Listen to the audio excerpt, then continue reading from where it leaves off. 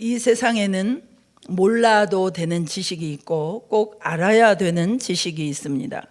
하나님께서는 얼마나 세밀한 분인지 우리가 생존에 필요한 지식은 애초에 태어날 때부터 우리 안에 새겨넣고 태어나게 하셨습니다. 그리고 인류가 살아가는데 꼭 필요한 생존의 기본적인 환경을 공평하게 모든 자들에게 주셨습니다. 그래서 태양, 햇빛은 악한 자나 의로운 자에게 동일하게 비치게 하셨지요. 그러니까 물이나 해나 공기나 이런 기본적인 것들은 하나님께서 모든 인류에게 기본적으로 주셨습니다. 지식도 마찬가지입니다. 우리가 태어나서 기본적으로 생존에 필요한 지식은 하나님께서 애초에 모든 인간과 짐승들에게, 생물체에게 이미 주시고 태어나게 하셨습니다. 예를 들어 볼까요? 악어는 알을 낳습니다. 그런데 물속에서 낳지 않죠. 물가에 올라와 가지고 모래를 파고 그 안에다가 묻어 놓습니다. 그리고 뜨거운 열과 온기가 있는데도 불구하고 그 흉악한 악어가 새끼를 지키려고 하는 그런 보호 본능으로 그것을 품습니다. 이것은 가르쳐서 되는 것이 아닙니다. 하나님이 주신 마음인 것입니다. 악어가 그 장렬하는 태양을 맞아가면서 모래를 덮어가지고 품습니다. 적절한 온도를 유지해 주기 위해서입니다. 너무 뜨거워도 안 되고 차가워도 안 되고. 악어는 그것을 알고 있습니다. 그리고는 이제 본인도 물을 한 번씩 만나야 됩니다. 안 그러면 양서류라서 죽어버립니다. 그러니까 견디다가 배도 고프고 물을 만나야 되면은 자기가 물속에 갔다가 얼른 다시 와서 또 보호를 해줍니다. 왜냐하면 이 알을 노리는 것들이 있습니다. 그런데 어쨌든 이제 새끼가 부화해서 알을 깨고 나와요. 그 태어난 악어가 가장 본능적으로 필요한 것이 무엇인지 아십니까? 물입니다. 이 악어 새끼가 태어나서 물가로 가지 않으면 죽어요. 그런데 누가 가르쳐 주지 않았는데도 이 악어가 그 자리에 있지 않습니다. 산으로 가지 않아요. 물냄새를 맡고 본능적으로 이 악어 새끼들이 가르치지도 않았는데 태어나자마자 필사적으로 물을 향하여 갑니다. 그리고 가서 살아요. 누가 가르쳤을까요? 우리가 종종 산에 가서 나무를 보면서 저는 의문을 가질 때가 있었습니다. 수십 미터 나무가 쫙쫙 뻗어 있는데 중간층까지 나뭇가지가 전부 떨어져서 중간까지는 가지들이 없습니다. 여러분들도 보셨지요? 누가 와서 나뭇가지를 쳐준 것도 아닌데 어떻게 이렇게 되었느냐? 이 나뭇가지가 그 척박한 땅에서 자라면서 위쪽으로 쫙 햇빛을 보고 올라가야 되는데 밑에 있는 나뭇가지들이 영양분을 다 흡수해버리면은 위로 자라지를 못하는 것입니다. 그래서 그 새끼가지들을 스스로 이 나무가 굶겨 죽여버린답니다. 그 에너지를 위에까지 빨아 올려 가지고 위로 자라가기 위해서 할 수 없이 생존하기 위해서 그래서 오래된 나뭇가지는 스스로 굶겨 죽여버린다는 것입니다. 해석을 그렇게 하는지는 모르겠습니다만은 진짜 그 말이 맞는 것 같더라고요. 그런 생각들과 마음을 누가 주셨을까요? 연어는 태어난 곳으로 다시 돌아와서 산란을 하고 죽습니다. 누가 가르치지 않았는데도 말입니다. 여러분, 이 세상은 하나님이 우리에게 기본적으로 주신 그런 지식이 있습니다. 생존에 필요한 지식. 그래서 로마서 1장 19절로 20절에 보면 하나님의 영원하신 능력과 신성이 그가 만드신 만물에 분명히 보여 알려졌다라고 말씀하십니다. 그러므로 그들이 하나님의 살아계신 것을 부정할 수 없다라고 이야기하고 있습니다. 멸망하는 자들이 핑계할 수 없다는 것입니다. 하나님 앞에 가서 섰을 때 나는 몰라서 못 믿었습니다. 그런 소리를 못한다는 것입니다. 왜냐? 이 자연 만물을 조금만 겸손하게 인간의 한계를 깨닫고 쳐다보면 온 세상의 만물들이 하나님의 작품이라는 것을 알 수 있다는 것입니다. 핑계하지 못한다는 것입니다. 그래서 미국의 대각성 운동을 주도했던 조나단 에드워드 같은 목사님은 학창 시절에 이 자연 만물의 그 하나님의 솜씨를 보고 하나님을 만났다고 간증을 했습니다. 그는 이렇게 고백했다고 합니다. 어느 날 이분이 자기 아버지의 그 초원을 이리저리 거닐다가 문득 하늘을 바라보았습니다. 하나님의 영광스러운 위엄과 자비가 갑자기 감미롭게 느껴졌다. 위엄과 자비가 감미롭게 결합되어 있고 위엄과 온화함이 결합되어 있는 것 같았다. 감미롭고 부드럽고 그리고 거룩한 위엄이었다. 그리고 동시에 위엄찬 상냥함이었고 두려운 달콤함이었고 지극히 높고 위대하고 그리고 거룩한 상냥함이었다. 하나님의 영광이 거의 모든 것들 속에 잔잔하고 감미롭게 드리우고 나타나 있는 것 같았다. 조나단 에드워드는 초원을 거닐다가 자연 만물을 보고 하나님이 계시다는 것을 느꼈다는 것입니다. 여러분 들어보셨나요? 믿지 않는 사람들도 이런 말 합니다. 너 그렇게 살면 죄받아. 너 그렇게 잘못하면 죄받아. 여러분 그 벌은 누가 줍니까? 하나님을 안 믿는 사람들도요 본능적으로 뭘 잘못하면 겁을 냅니다. 이렇게 하면 혼날 것 같아요. 이렇게 하다가는 벌 받을 것 같아요. 이렇게 하면 벼락 맞을 것 같습니다. 그런 막연한 두려움을 가지고 있습니다. 벼락을 누가 줍니까? 왜 겁을 냅니까? 로마서 2장 15절에 율법 없는 이방인들은 양심이 증거가 된다고 말씀하고 있습니다. 그러니까 양심의 지식이 있기 때문에 어렴풋이 하나님의 존재를 인식하고 인정하는 것입니다. 심판하는 어떤 존재가 있다는 것을 아는 것입니다. 인정하지 않을 뿐이지 사실은 인정하고 있는 것입니다. 그분이 누구십니까? 살아계신 하나님이십니다. 문제는 그 하나님이 우리에게 찾아오셔서 계시하지 않으면은 그 하나님을 정확히 알 수 없다는데 우리의 고민이 있는 것입니다. 그러니까 뭔가는 있다고 인정합니다. 그런데 그분이 누구인지를 모르며 그분을 어떤 식으로 만나야 하는지를 모르는 거예요. 그런데 우리는 하나님의 은혜로 그것을 알게 된 것뿐입니다. 모르면 불편하게 사는 지식들이 많아요. 옛날 어르신들은 글씨 모르시는 분들이 제법 있었습니다. 성경을 가지고 다니지만 읽을 수가 없어요. 그래서 한글학교에 가서 한글을 깨우치시고 이렇게 되면 한을 푸시는 겁니다. 찬송도 외워서 불렀는데 이제는 보고 부를 수가 있게 된 거예요. 한글을 모르니까 60년, 70년을 얼마나 불편하셨겠습니까? 지혜롭게 세상은 살으셨는데 왠지 어마어마하게 불편했던 것입니다. 그래도 살기는 살아요. 죽지 않고 망하지는 않았어요. 그런데요, 모르면 망한다고 하는 말로는 부족합니다. 완전히 죽어버립니다. 죽은 것도 부족해요. 영원히 죽어요. 영원히 지옥에 가는 지식이 있습니다. 그걸 모르면 영원히 지옥에 갈 수밖에 없는 꼭 알아야만 하는 지식. 자존심이 문제가 아니고 환경이 문제가 아니고 상황이 문제가 아니고 어떤 경우에도 반드시 알아야 할 지식이 있습니다. 하나님에 대한 지식인 줄로 믿으시기 바랍니다. 오늘 본문 요한복음 17장에는 예수님께서 제자들을 향해서 중보기도하는 내용이 나옵니다. 그런데 중보기도를 시작하시면서 2절에 영생이라는 단어를 말씀하십니다. 하나님께서 그 아들 예수 그리스도에게 이 세상 모든 만물을 다스리는 권세를 주신 이유는 인생들에게 영생을 주게 하려고 하신 것이다. 예수님이 영생이라는 화두를 딱 던지셨습니다. 그럼 영생이 뭐냐? 영생을 얻는 비결은 또 뭐냐? 이것을 3절에서 명확하게 설명합니다. 우리 3절 말씀 함께 읽어보시겠습니다. 시작.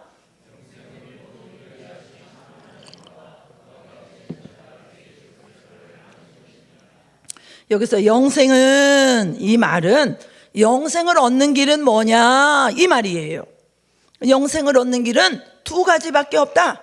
하나님을 아는 것이고 그리고 하나님을 보내신 자 예수 그리스도를 아는 것이다. 그것이 영생이야.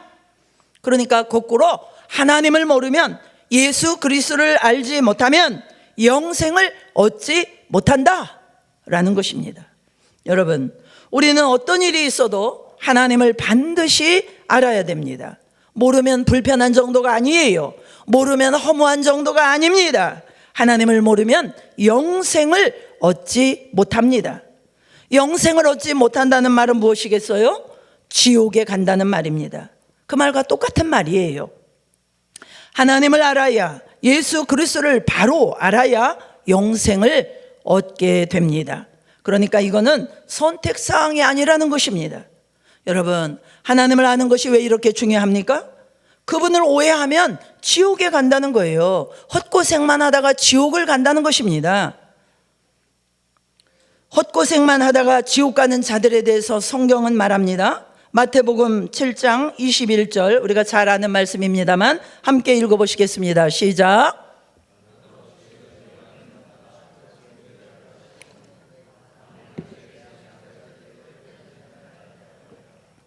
주여 주여 이렇게 하니까 겉으로는 하나님을 아는 것 같아요. 우리와 같죠. 우리도 지금 예배를 드리고 있잖아요. 그러니까 여러분들이 다 하나님을 아는 것 같잖아요. 오랫동안 교회를 다녔고 3대 4대 모태 신앙이니까 성경도 잘 알고 나름 기도도 하고 봉사도 하니까 하나님을 안다라고 생각합니다. 귀신을 쫓고 병든 자를 고치고 손에서 능력이 나가니까 본인도 그렇고 다른 사람들도 이 사람은 하나님을 잘 안다라고 생각할 수 있습니다. 그것이 위험하다는 것입니다. 여러분, 하나님을 모르는 자가 어떻게 주님을 부릅니까? 하나님을 아니까 주여 주여 부릅니다. 그런데 본인은 하나님을 안다고 하지만 주님의 판단은 모르는 자라는 것입니다. 주님의 판단이 중요해요. 왜냐하면 주여 주여는 부르는데 아버지의 뜻을 모릅니다. 그것은 하나님을 모르는 것이라는 거예요. 하나님의 뜻을 아는 자가 하나님을 아는 자입니다. 부모 밑에서 20년 30년을 살았는데 부모 마음을 모릅니다. 그래서 개망나니로 사는 거예요. 그건 자식이라고 할 수가 없습니다. 안 그렇습니까? 한 부부가 한 방 안에서 50년을 살았는데 외도를 하고 다른 곳에 살림을 차렸어요. 아내는 50년 동안 남편을 모르고 산 것입니다. 50년 동안 헛 생활한 것입니다. 여러분, 우리가 꼭 그럴 수 있어요. 영생은 유일하신 참 하나님과 그의 보내신 자 예수 그리스도를 아는 것인데 예수님을 알면 하나님의 뜻대로 살 수밖에 없는 것이에요. 모르니까 입으로는 주여 주여 하지만 그 뜻대로 살지 못하는 것입니다. 그 뜻대로 살지 못한 결과 영생을 얻지 못하고 지옥에 가는 것입니다. 천국에 못 가게 되는 것입니다. 여러분, 이것을 율법이라고 치부하면 안 됩니다. 우리는 우리의 믿음을 점검해야 됩니다. 정말로 내가 하나님을 알고 있는가? 여러분, 우리가요 매 주일마다 예배를 드리면서도요 예배를 몰라요. 무슨 말인지 아십니까? 새벽 기도도 하고 일주일에 서너 번씩 예배를 드리는데도 예배가 뭔지를 모릅니다. 그러니까 그렇게 많은 예배를 드렸는데 한 번도 은혜를 못 받아요. 그냥 때우다가 가는 것이에요. 이사야서 1장에 보면은 이사야 선지자를 통하여 하나님께서 얼마나 답답하신지 이스라엘 백성들을 책망하십니다. 야, 너희가 말이야 마당만 밟고 간다. 어떤 절기가 되고 안식일이 되면은 어마어마한 재물을 가져다가 피냄새를 진동시키면서 불태워가지고 하나님께 올려드리는데 그러면 하나님이 받으시는 줄 알고, 그런데 하나님의 마음과 뜻을 몰랐습니다. 그래서 급기야 하나님이 폭발하셨어요. 역겹다. 아유, 지긋지긋하다. 마음에 중심이 없는 거짓 제사 나는 안 받겠다. 너희의 손에는 피가 묻어 있어. 밖에 나가서는 온갖 짓을 다 하고 다니면서 내 뜻과 내 마음은 알지 못하고 피냄새만 풍기면서 드리는 제사 역겨워서 못 받겠다. 더 이상 나는 질려버렸다. 주님께서 그렇게 말씀하시는 것입니다. 그러니까 그들 딴에는 엄청난 희생을 했잖아요. 재물을 사느라고 또 시간을 지키느라고. 그런데 그 하나님은 제사를 안 받으시겠다는 것입니다. 여러분, 그것처럼 교회를 날마다 드나드는데 교회를 몰라요. 하나님을 몰라요. 여러분, 다시 묻겠습니다. 하나님을 아십니까? 하나님은 어떤 분이십니까? 하나님을 아는 것은 영생이 딸린 문제입니다. 덮어놓고 믿어서는 안 되는 것입니다. 아는 척을 해서도 안 되는 것입니다. 모르면 모른다고 해야 되고 알면 증언해야 되는 것입니다. 사랑하는 여러분, 우리는 힘써서 하나님을 알아야 될 줄로 믿습니다. 성경은 힘써서 하나님을 알라라고 말씀합니다. 호세아서 6장 1절로 3절 말씀 우리 한번 읽어보시겠습니다. 시작.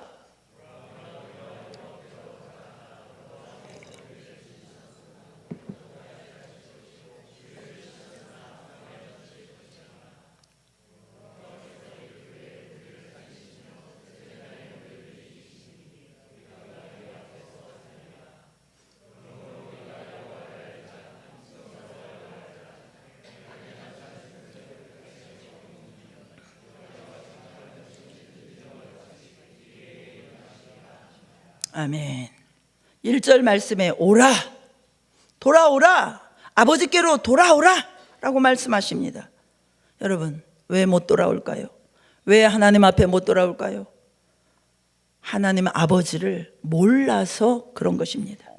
부모님의 사랑을 모르기 때문에 자녀들이 야단치는 것만 부모님이 야단을 치는 것만 생각하지 야단 뒤에 감추어진 그런 부모님의 사랑을 모르기 때문에 자꾸 자녀들이 거짓말을 반복하는 것입니다.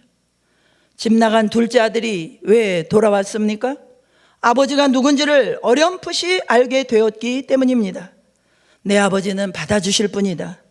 돌아가면 적어도 밥은 굶기지 않으실 분이야.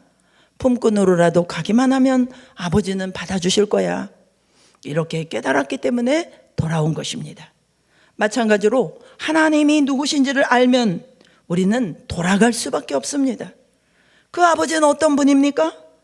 1절에 찢으셨지만 도로 낫게 하시는 분이고 치셨지만 싸매시는 분이라고 말씀하십니다. 그게 아버지예요. 그게 아버지예요. 자녀들이 잘못하면 종아리를 때리시지만 정말 더 피눈물을 흘리시는 분은 아버지십니다. 그리고 그 아버지는 반드시 싸매주신다는 것입니다. 그렇기 때문에 3절에 그러므로 우리가 여호와를 알자, 힘써 여호와를 알자. 호세아 선지자는 힘써서 여호와를 알자라는 거예요.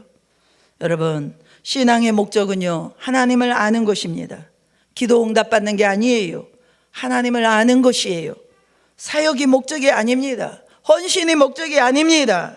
여기서 힘써 여호와를 알자, 이렇게 호세아 선지자도 얘기했는데, 이 말씀은 두 가지 의미가 있다고 생각합니다. 첫째는 하나님은 쉽게 알 수 있는 분이 아니라는 거예요. 까다롭다는 말이 아니고요, 우리가 그분을 알려면요 힘을 써야 된다, 노력해야 된다라는 것입니다. 여러분, 교회만 나오면 하나님을 다 안다고 생각해서는 안 되는 것입니다. 야고보 사도가 말했어요. 귀신도 하나님을 안다 말했어요. 귀신도 하나님이 한 분인 줄 안다는 거예요. 그런다고 해서 여러분, 귀신이 천국 갑니까? 그것은 아는 것이 아닙니다. 사도 요한은 요한일서에서 우리가 하나님의 계명을 지킴으로, 하나님의 말씀, 그 하나님의 말씀을 지켜나감으로 하나님을 점점 알아가게 된다고 말씀했습니다. 하나님의 말씀대로 살아가 보면은 우리는 하나님을 더 많이 알게 되는 것입니다. 그러나 하나님의 말씀대로 사는 삶이 쉽지 않죠. 힘을 써야 되죠. 노력해야 되죠. 어렵습니다.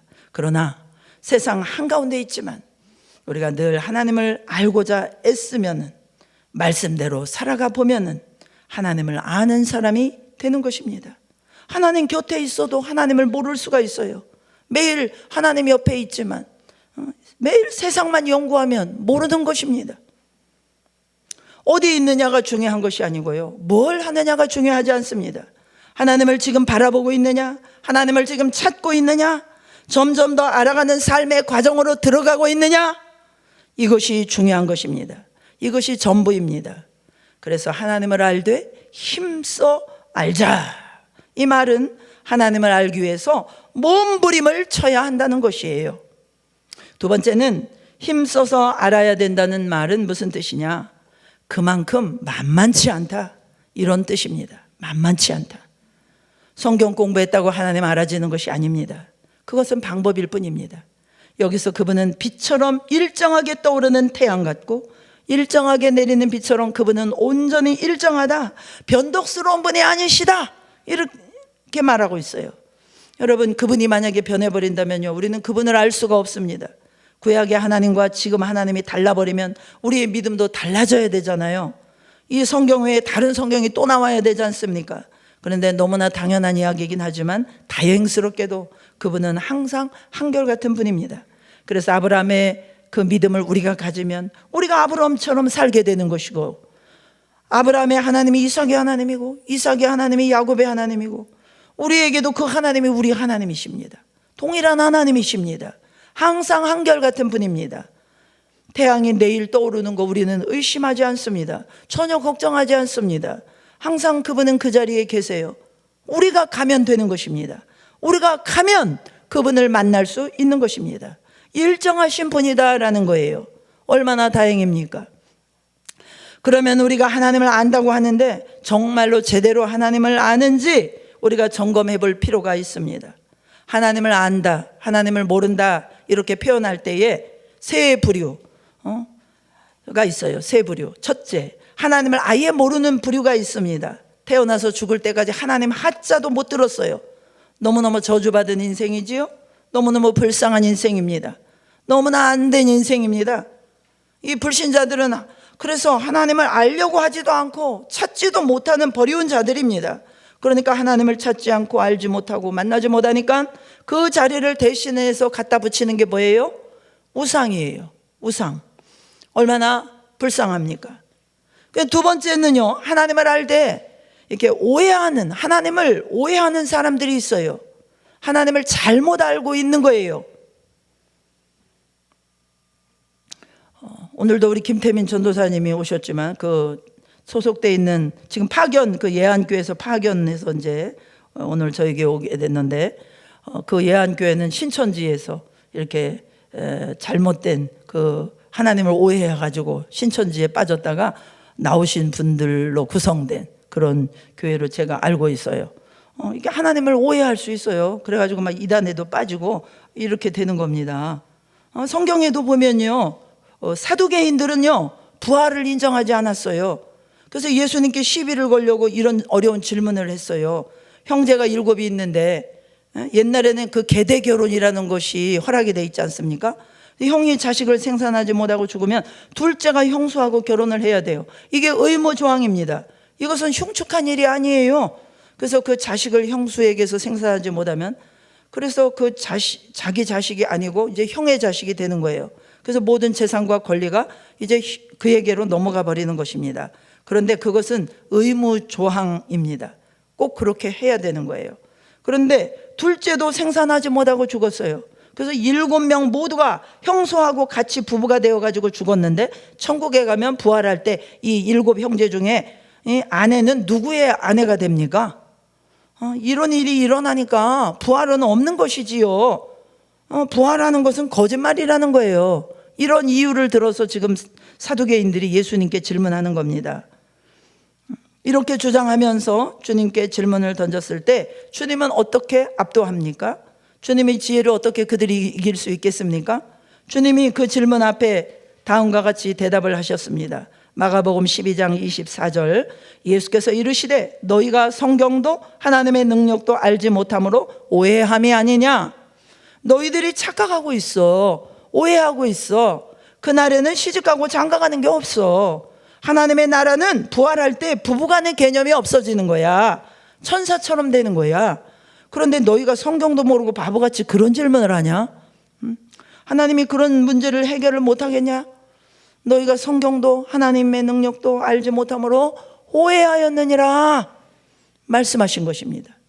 우리가요, 말씀을 똑같이 읽고 듣는데도요 오해를 해요. 그러니까 동성애는 죄가 아니라고 말하는 목사님들이 있는 거예요. 목사님도 아니에요. 저는 아무리 성경을 봐도 동성애는 죄라고 정의 내릴 수밖에 없어요. 어떻게 똑같은 성경을 보는데 동성애가 죄가 아니라는 소리를 합니까? 어떻게 그렇게 오해를 합니까? 또 어떻게 어떤 분들은요 방언이 끝났다는 말을 많이 합니다. 예수님께서 부활 승천하신 후에 초대교회 때 오순절 마가 다락방에 성령이 임하셨을 때 방언이 나왔어요.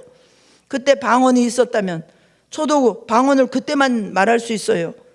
그때만 있었다고 말할 수 있어요. 그러나 그 사건 이후로 초대교회 쭉 사도행전의 역사에 보면은 예수님의 제자들이 복음을 전하러 가는 곳곳마다 성령이 부어지고 방언이 나타났어요. 바울도 방언을 말했어요.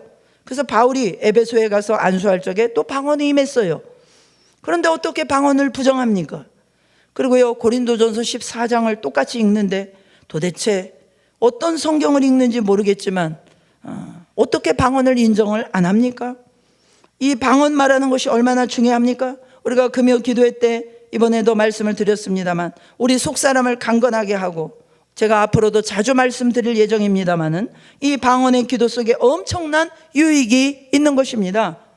여러분, 여러분의 주관적인 생각과 지금까지 배워온 지식이 아무리 훌륭해 보여도 성경이 뭐라고 말씀하느냐가 중요합니다. 아멘? 성경이 뭐라고 말씀하느냐가 중요한 거예요. 성경 어디에 보혜사 성령을 인간이라고 말합니까? 하나님이 보혜사 성령님이시지. 그런데 살아있는 이만희를 보혜사 성령이라고 말을 해요. 그 밑에서 그 소리를 듣고 있어요. 이게 정상입니까? 하나님을 오해하다 보면 이렇게 돼요. 그래서 성경의 창세기부터 요한계시록까지 또 하나님 어머니라는 말이 없는데 어떻게 장길자라고 하는 살아있는 여인을 하나님 어머니라고 부를 수 있습니까? 성경을 모독하고 오해하는 것입니다. 이것은 그들을 비판하는 게 아니에요. 아무리 그들이 숫자가 많이 모이고, 어제도 결혼식 가다 보니까 하나님의 성에 그 이단 교회가 엄청나게 예쁘게 크게 전하더라고요. 뭐 친절하게 환영을 해주고 뭐 띠를 두르고 밖에 나가서 청소를 하고 별의별 일을 다 하고 돌아다녀도요, 가짜입니다. 비록 교회가 성숙하지 못해서 교회에서 파가 갈려 싸우기도 하고 무슨 재정적인 사고가 터지기도 하고 참 부끄럽습니다마는 한국 교회가 그런 몸살을 앓는다 할지라도 그래도 성경이 말해주는 성경을 말해주는 교회가 진짜인 것입니다. 인간이 모인 집단은 항상 시끄러운 것입니다. 그러나 본질을 보아야 합니다. 우리끼리 하는 소리인데요, 우리는 성화의 길을 걸어가고 노력하고 있는 중이기 때문에 우리 성도들 중에는 유치원생도 있고요, 아직 기저귀를 갈아줘야 되는 자들도 있고요, 1학년도 있고 대학원생도 있을 수 있어요. 그러나 그가 있는 공동체가 성경을 가르쳐주고 성경을 말하는 공동체라면 그 사람은 지금은 기저귀도 잘 못 됐지만은 언젠가는 진리를 만날 것입니다. 할렐루야. 하나님을 알되 그분을 오해하는 사람들이 너무나 많습니다. 우리 중에도 그럴 수 있습니다. 절대 그런 비극적인 일이 생기면 안 됩니다. 그러면은 사두개인 되는 거예요. 바리새인 되는 것입니다. 그런 사람들은 눈앞에 주님을 보고도 안 믿어요. 지금 사두개인들 앞에 예수님이 계시잖아요. 그런데도 그가 왔을 때 영접하지 않았다. 기가 막힌 일입니다. 그들이 지옥에 갔다면은 지금 어떻게 살고 있을까요? 주님이 그 자리에 계셨는데 주님을 못 만났다. 주님 교회를 다녔는데 구원을 못 받았다. 성경을 읽었는데 영생을 못 얻었다. 목회를 했는데도 하나님을 만나지 못했다. 기가 막힌 일이 벌어지고 있는 것입니다. 누구도 예외일 수 없습니다. 이것이 소름 끼치게 무서운 소리입니다. 저도 여러분도 다 해당될 수 있는 일입니다. 그래서 힘써 여호와를 알라는 것입니다. 세상에 다른 어떤 것이 중요한 게 아니에요. 하나님을 아는 것이 제 1순위가 되어야 될 줄로 믿습니다. 하나님을 아는 일이 절대로 만만한 일이 아닙니다, 여러분. 세상의 그 어떤 문제보다 이 문제부터 해결하셔야 됩니다.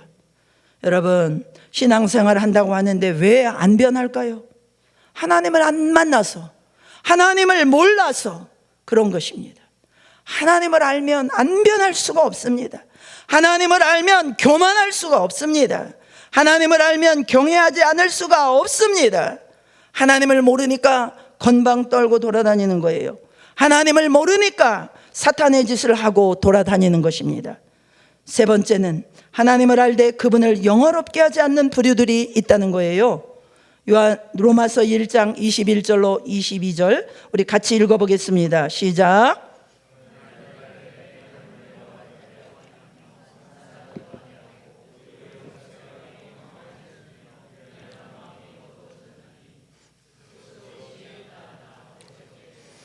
네, 이 말씀은 세 번째 부류에 해당되는 분들인데요.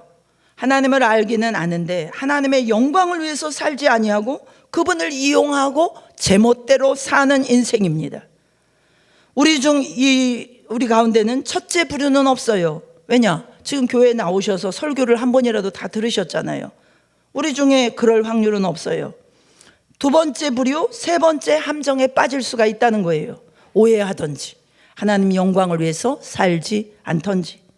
이 세 번째는 너무나 큰 함정입니다. 얼마든지 그럴 수 있습니다. 하나님을 알면 그분의 영광을 위해서 살아야 돼요. 하나님을 알면 그분께 감사하며 살아야 돼요. 하나님을 알면 그분을 높이며 살아야 돼요. 그런데 그렇게 사는 사람이 흔치 않습니다. 그래서 하나님을 안다고 자부할 사람이 많지 않은 시대다, 이렇게 볼 수 있어요. 우리가 진짜 하나님을 알게 되면요, 어떤 것을 드려도 아깝지 않습니다. 여러분, 아내를 사랑하기 때문에 조건 없이 생일날 차키를 사줘요? 조건 없이 진짜 사랑하는 마음으로 해주는 거 하고, 바람 피운 게 미안해가지고 갖다 주는 거 하고 차원이 다른 거예요. 정말 사랑해서 주는 마음의 선물이 아니면 그게 선물입니까? 정말 사랑해서 올려드리는 헌신이 아니면 그 헌신이 무슨 헌신입니까? 두려움에 덜덜 떨면서 하는 헌신이 헌신입니까? 하나님은 번제보다 하나님을 아는 것을 원하십니다. 우리가 정말 하나님을 알고 나면요, 하나님이 너무나 좋아서 못 견딥니다. 하나님에 대한 마음이 흘러 넘쳐서 예배가 기다려집니다. 하나님의 말씀을 사랑하게 되고요, 전도하게 되고요, 기도하지 않을 수 없어요. 여러분, 사랑하는 사람과 만나는 약속을 하면요, 데이트 약속을 하면 더 사랑하는 사람이 일찍 와서 기다리는 거예요. 그리고요, 옷도 깨끗하게 입고 와요. 우리가 하나님을 아는데 어떻게 그분께 순종을 안 할 수가 있겠습니까? 우리가 하나님을 아는데 어떻게 그분께 헌신을 안 할 수가 있겠습니까? 두려워서 벌 받을까 봐 헌신하는 것이 아니에요.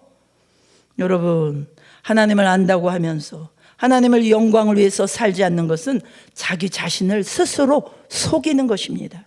하나님을 모르기 때문에 몰라서 안 하는 거예요. 정말 그분을 알면요, 전부를 드려도 아깝지 않은 것입니다. 그냥 죽을 힘을 다해서 변치 말자, 나는 변치 않으리, 변치 않으리, 아무리 찬양을 부르고 큰 소리를 치고 믿습니다 한다고 그래가지고 되는 게 아니에요. 하나님을 알면, 바로 알면 그분이 믿어주고 어떤 어려움이 와도 그분을 사랑하게 되고 그분의 뜻을 순종하게 되고 그렇게 살게 되는 것입니다. 남편과 아내가 오래 살다 보면요, 많은 말이 필요치 않습니다. 무슨 설명이 필요합니까? 그냥 말하지 않아도 알아요. 안 그렇습니까? 장로님들 끄덕끄덕 하시잖아요. 저도 그렇습니다. 근데 이쪽은 인정 안 합니다. 하나님은 우리를 알기 때문에 우리에게 설명하지 않으세요.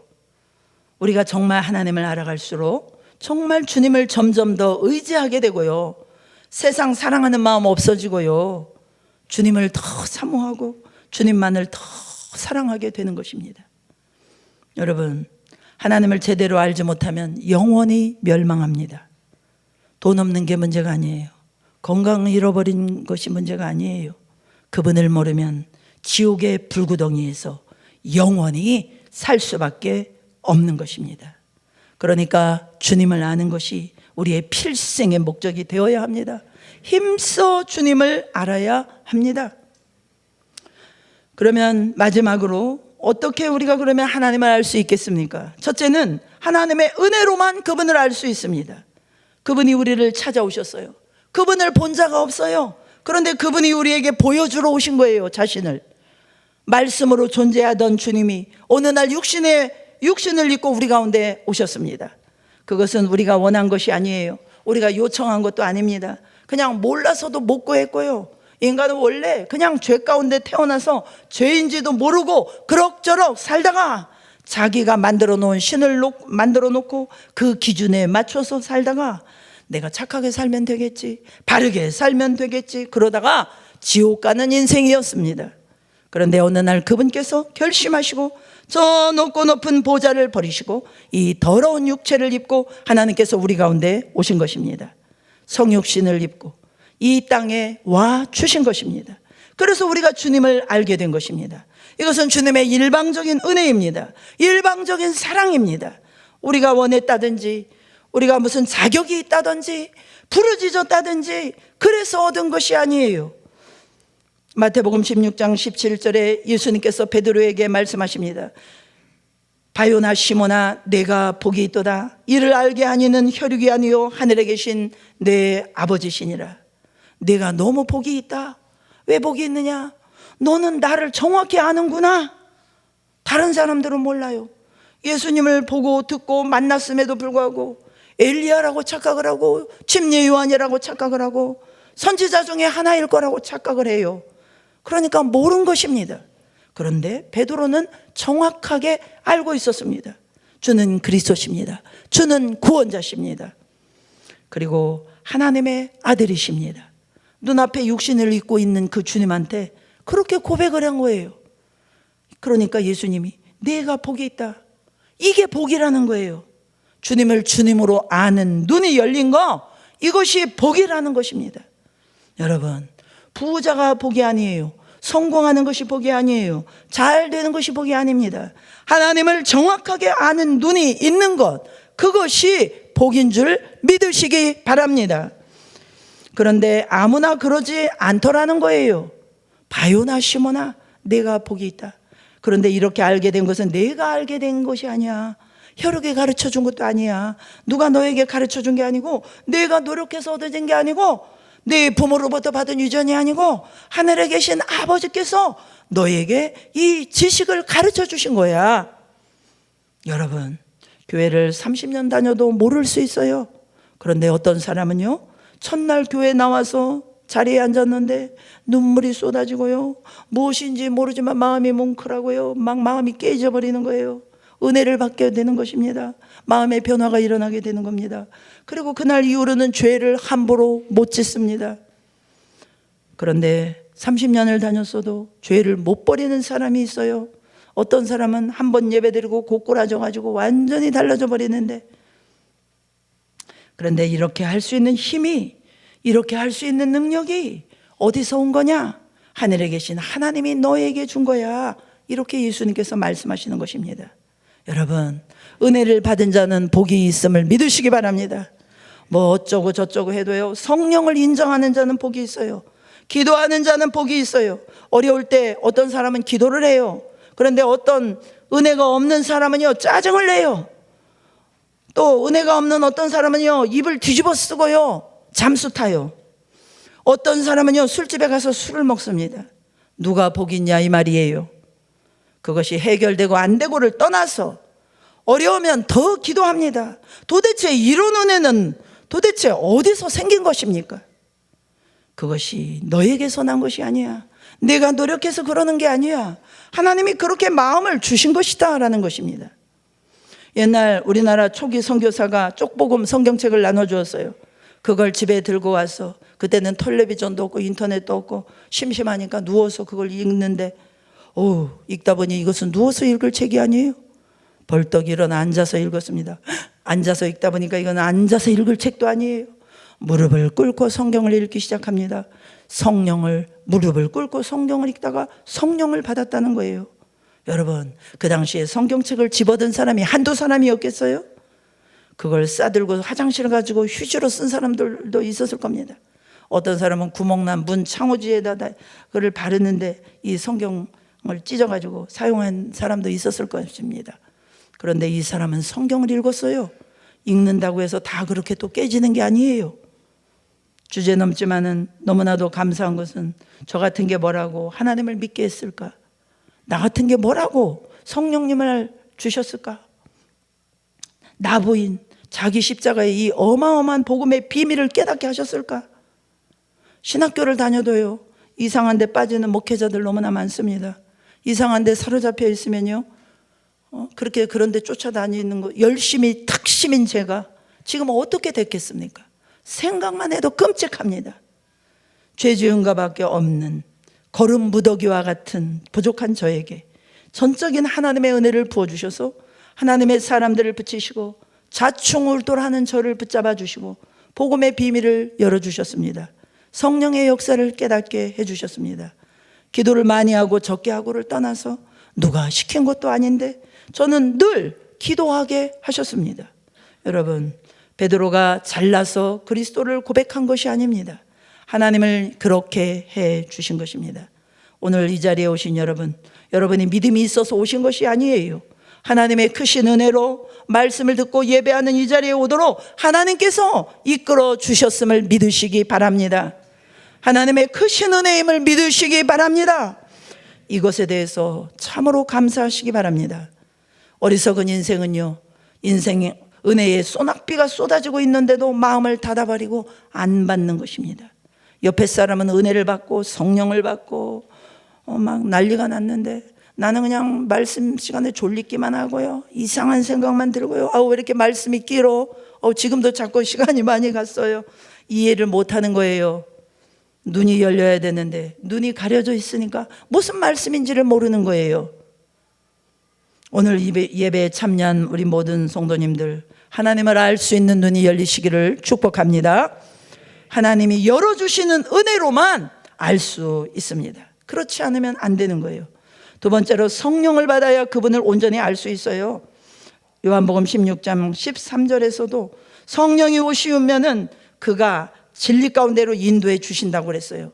우리가 왜 주님의 재림을 아는지 아십니까? 성령이 우리 속에 오셨기 때문입니다.